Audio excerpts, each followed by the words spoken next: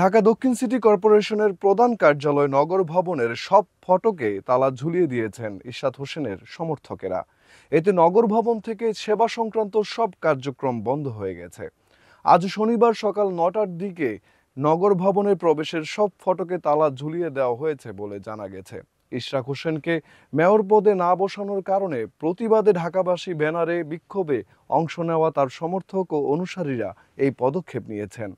বিক্ষোভকারীদের কয়েকজন বলেন, তারা নগর ভবনে মোট ৬৫টি তালা লাগিয়েছেন। সরজমিনে তালা লাগানোর বিষয়টি নিশ্চিত হওয়া গেছে।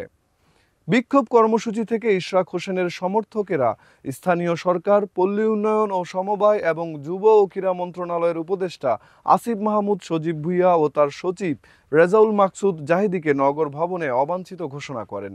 পাশাপাশি তাদের যেখানে পাওয়া যাবে সেখানে প্রতিহত করা হবে বলে হুঁশিয়ারি দেন। কর্পোরেশনের কর্মকর্তা ও কর্মচারীরা কার্যত অঘোষিত ছুটি পালন করছেন।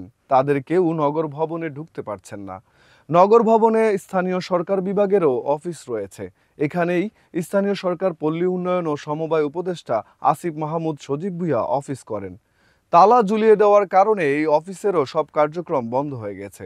তবে বিক্ষোভে অংশ নেওয়া একাধিক ব্যক্তি বলেন, কর্মসূচি পালনের দ্বিতীয় দিনে গত বৃহস্পতিবারও নগর ভবনে সব ফটকে তালা ঝুলিয়ে দেওয়া হয়।